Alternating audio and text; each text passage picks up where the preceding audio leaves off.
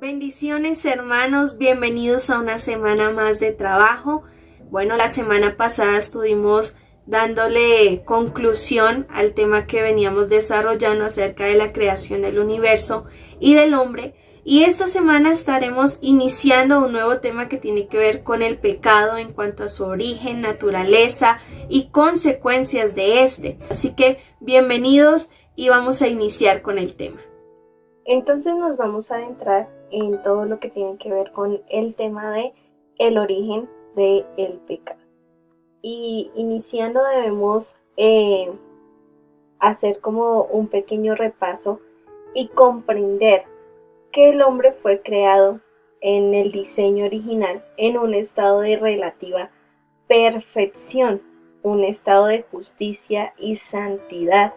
Y entonces esto no quiere decir que ya hubiera alcanzado el más alto estado de excelencia y que fuera perfecto y que se hubiera hecho un Dios, no, sino que sí estaba destinado a llegar a un alto grado de perfección en el camino de la obediencia. Así que esto es clave que lo tengamos claro desde ya para poder ahondar en todo lo que tiene que ver con el tema del pecado. En el diseño original, el hombre estaba destinado a llegar al alto grado de perfección en el camino de la obediencia. Pero a causa del pecado, pues este diseño o este propósito para con el hombre se vio un poco perdido. Ahora, podríamos hacernos varias preguntas en esta hora en cuanto al pecado. Y creo que durante toda nuestra vida cristiana no la hemos hecho. Aún hemos tenido personas que nos han hecho estas preguntas. Y es pertinente que dentro de nuestro estudio sobre el pecado, pues las tratemos de responder porque volvemos a lo mismo. No todo está dicho, no todo está plasmado en la palabra, por tanto no tenemos certeza de todo. Pero la palabra sí nos da a grandes rasgos, soluciones a alguna de estas preguntas. Entonces, por lo regular, la pregunta más puntual que hay todo el tiempo es: si Dios es bueno, ¿dónde surgió el mal? Esa es la pregunta clave que siempre ha habido dentro de la humanidad. Otra que podría ser es: ¿por qué creó Dios al hombre capaz de pecar? Son preguntas razonables. Y en todo caso, ¿por qué fue tentado el hombre? ¿Es el mal coeterno con el bien? Una pregunta bastante interesante dentro del pecado. ¿Hay quizás dos deidades, como lo afirma el zoroastrismo, que dice que hay dos deidades con el mismo poder, uno que gobierna el bien y otro el mal, las cuales son eternas, una buena y otra mala, en la eterna lucha entre sí? O en todo caso, si el mal tuvo un origen en la caída de Lucifer o Satanás, ¿qué produjo esta caída? Es una pregunta que nos tendríamos que hacer. ¿Qué es lo que originó su caída y la primera entrada del mal en la creación de Dios? Y si es así, ¿por qué Dios lo permitió? Entonces, todas estas preguntas son tremendas y que deberíamos considerar dentro de nuestro estudio en cuanto a todo lo que tiene que ver origen, naturaleza y consecuencias del mal. Ahora, necesitamos considerar varias cosas. La primera, Dios en su tripersonalidad, en un solo ser, está totalmente autosatisfecho. Estas consideraciones respondiendo un poco a las preguntas que nos acabamos de hacer. Entonces, cuando hablamos de que Dios en su tripersonalidad, en un solo ser, está totalmente satisfecho, no precisa que ningún ser fuera de sí mismo para gozar de algún grado infinito de amor, comunicación y comunión, por cuanto las personas que subsisten en el seno de la unidad a su deidad gozan de una tripartita satisfacción de amor y de comunión entre sí. ¿Qué quiere decir esto?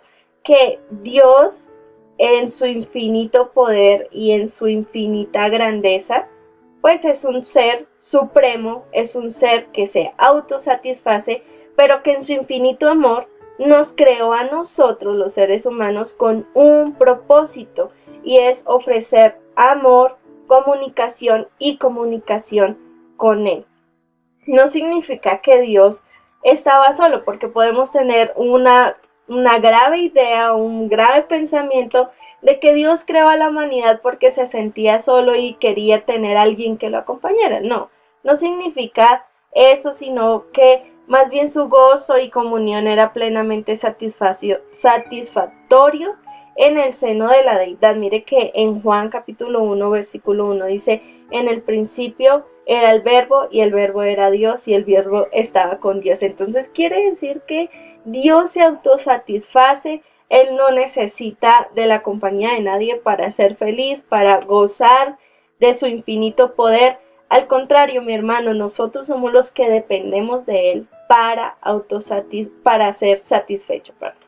Lo segundo que debemos considerar es que la decisión divina de crear fue así totalmente libre, fruto de la voluntad divina, no condicionada por ninguna clase de necesidad. Volvemos a lo mismo, Dios no creó porque necesitara compañía, porque necesitaba quien lo adorara, quien le botara ahí uvitas y le soplara. No, eso es antibíblico, sino que Él, el infinito, en su infinita personalidad absoluta, quiso crear muchos seres, necesariamente finitos, pero dice la palabra que a su imagen y semejanza, para que tuvieran relación y comunión con Él. Relación y comunión, dos palabras claves. Cosa hecha posible también al dotarlos con el don del lenguaje. Y esto es bonito porque este es el reflejo de la naturaleza misma eterna de la deidad.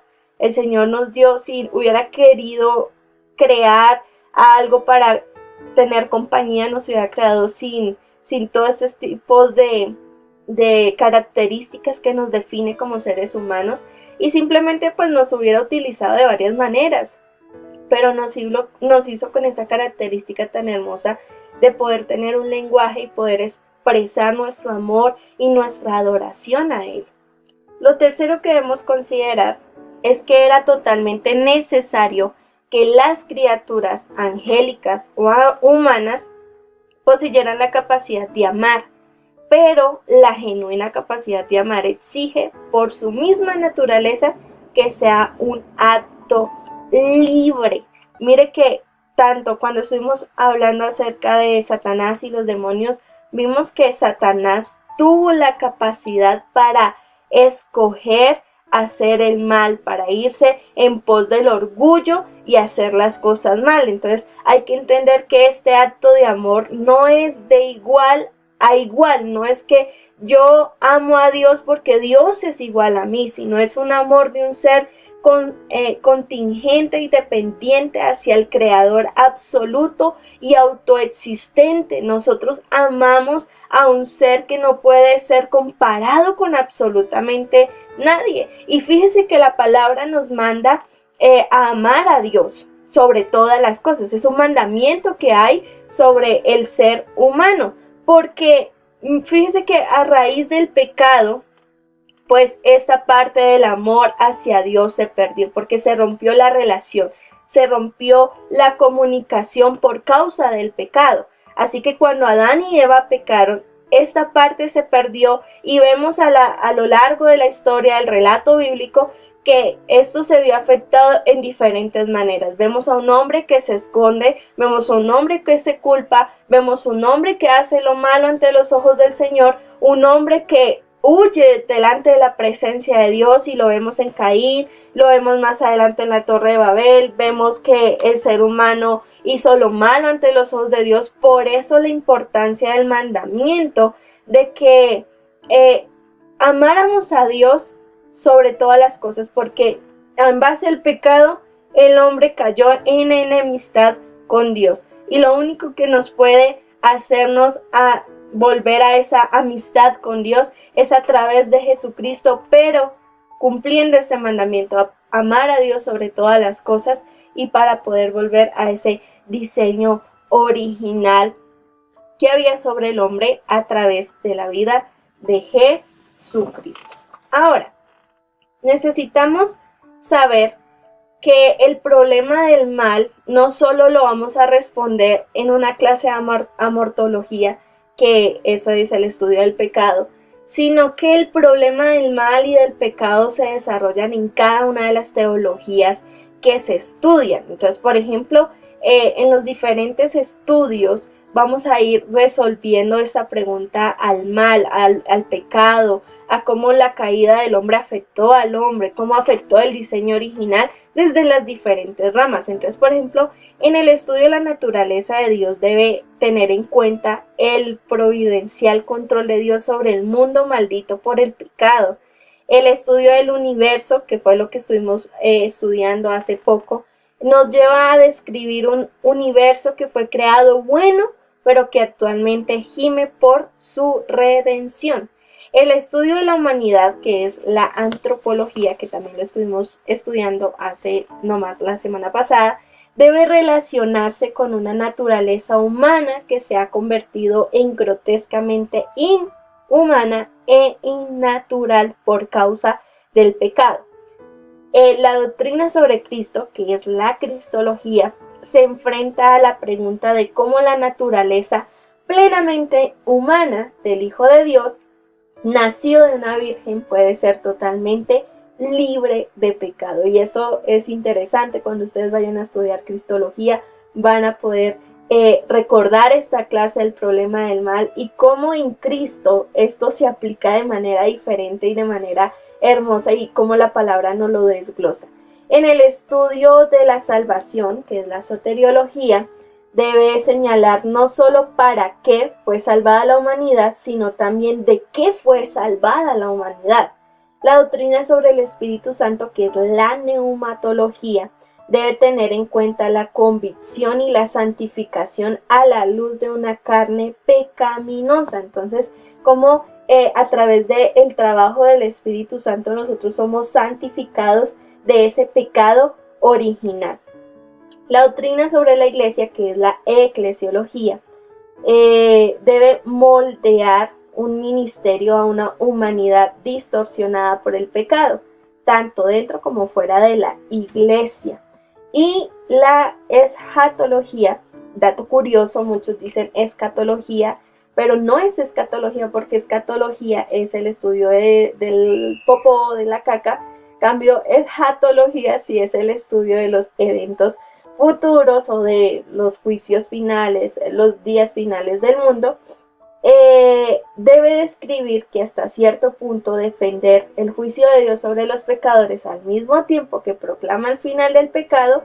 Entonces es interesante poder ver cómo cada una de las ramas de la teología nos van a describir el problema del mal y nos van a hacer entender que en todo esto está el Señor allí actuando a través de la obra redentora de Cristo. Y todo este estudio no se puede quedar solo en un estudio, en algo que aprendamos y que nos lo memoricemos, sino que todo debemos llevarlo a la teología práctica, porque debe tratar de evangelizar, aconsejar, educar, gobernar a la iglesia, afectar a la sociedad y animar a la santidad a pesar del pecado. Sin embargo, debemos saber que el estudio del pecado es muy amplio y nunca lo vamos a terminar de estudiar, nunca lo vamos a terminar de avanzar, porque realmente sí hay muchas cosas que todavía quedan en el tintero y que no nos van a dejar como avanzar mucho.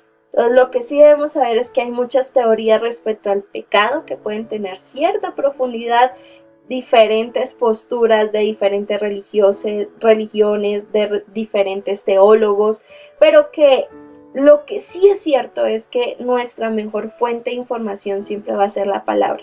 Nosotros, como buenos teólogos, estudiosos de la palabra, debemos saber que las escrituras enseñan que el pecado es real y personal, que se originó en la caída de Satanás en la caída de Satanás, y a través de la caída de Adán, el pecado se extendió a la humanidad creada buena por un Dios totalmente bueno. Y esto es importante que lo tengamos en cuenta, porque ya estuvimos estudiando acerca de Satanás, de su caída, hicimos un estudio sobre esto, y es importante que tengamos en cuenta que el pecado sí se originó en la caída de este, pero se llevó a cabo o comenzó su plan a través de la caída de Ada.